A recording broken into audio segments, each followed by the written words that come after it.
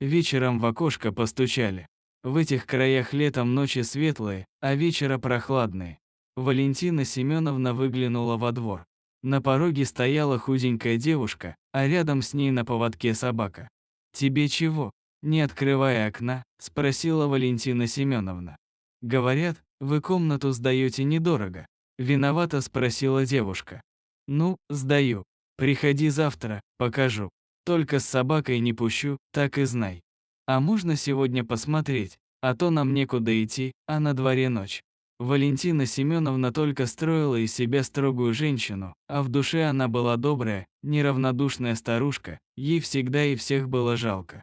Семьи у нее давно не было, муж умер, а дети разлетелись кто куда, мать навещали редко. «Ну ладно, входи, только собаку во дворе оставь, нечего мне здесь грязь разводить.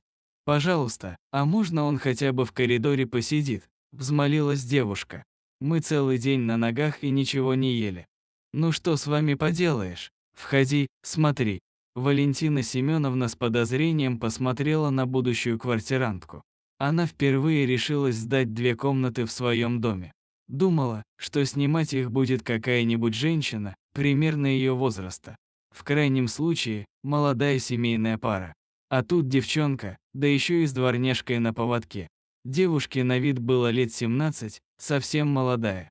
А пес, наоборот, был старым и каким-то тоскливым и потрепанным.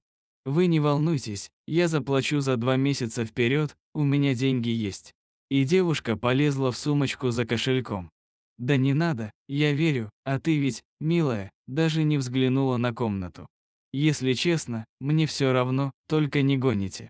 А самое главное, если у вас есть какой-нибудь сарай, можно в нем Тимка поживет. А чего это ты на окраине решила жилье снять? Ты же говоришь, что работаешь в центре. Отсюда на автобусе целых 40 минут добираться», – подозрительно спрашивала Валентина Семеновна. «Так в центре только квартиры сдаются. А у меня Тимка всю жизнь во дворе, в будке прожил. Из него комнатная собачка не получится. А насчет дороги не волнуйтесь, буду выходить пораньше.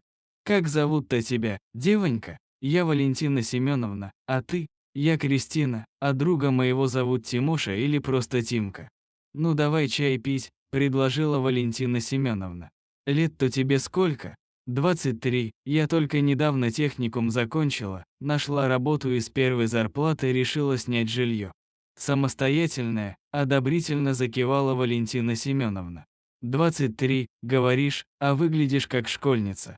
Как так получилось, что ты с псом по съемным квартирам ходишь, пес-то уже пожилой? Наверное, случилось что-то с хозяевами. Кристина как-то невесело усмехнулась. Случилось. Только больше 20 лет назад. Не повезло мне в жизни, с самого рождения не повезло. И зачем только такие женщины, как моя мать, детей рожают? Почему им не запретят? И по бледному лицу девушки потекли слезы. Вот зачем им нужен был ребенок? Что они собирались с ним делать? Отец ведь с самого начала семейной жизни выпивал. Мать что не видела, за кого идет, потом и она втянулась. Пили бы и дрались, как раньше, и не вмешивали бы в это дело детей, и, может быть, все было бы нормально. Но матери захотелось ребенка, и она больше ничего не хотела слышать. Еще маленькой девочкой я видела, что в семье что-то не так. Когда подросла, поняла, что во всем виновата водка. Так соседи говорили про моих родителей.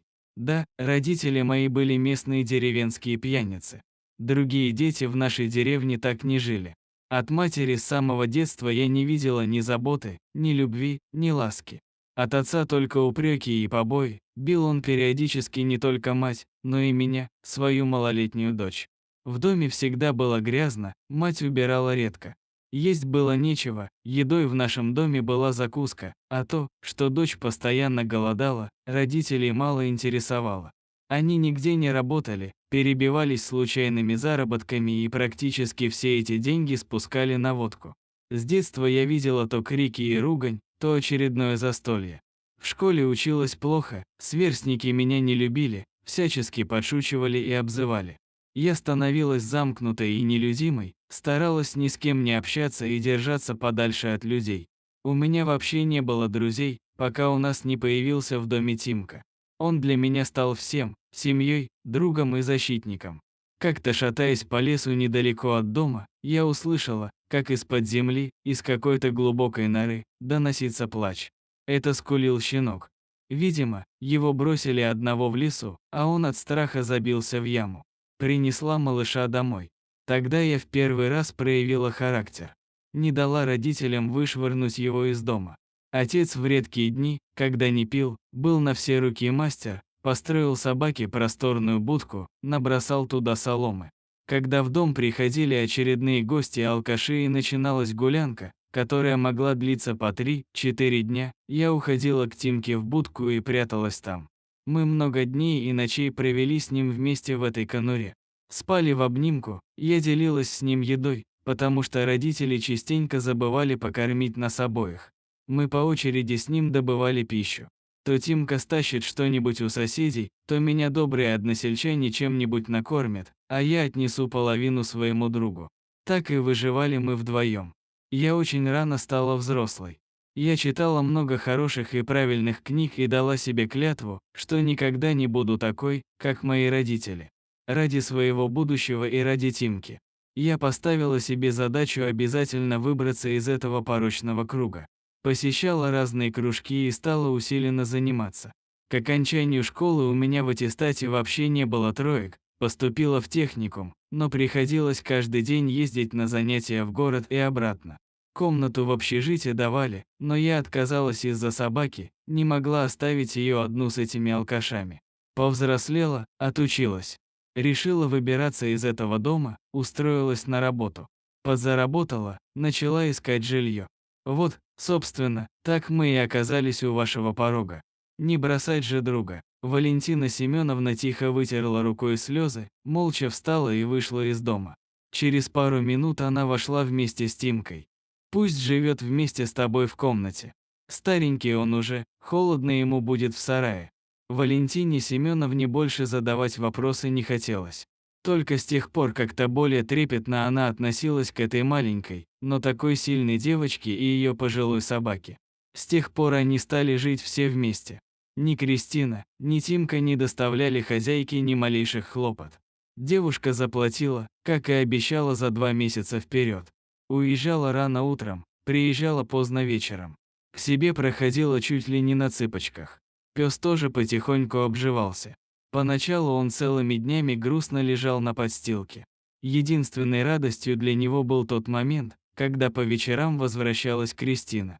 Пес тут же начинал рваться и повизгивать от радости. Постепенно собака привыкла к Валентине Семеновне, и старушка уже без страха подходила гладить Тимку. Валентине Семеновне было так хорошо рядом с этими своими новыми квартирантами, как будто у нее снова появилась семья. Через 2 месяца она отказалась брать с Кристины деньги за проживание. Живите просто так, сколько хотите, и вам хорошо, и мне. Дорогие зрители, если вам понравилось это видео, то ставьте лайк и подписывайтесь на наш канал. До свидания.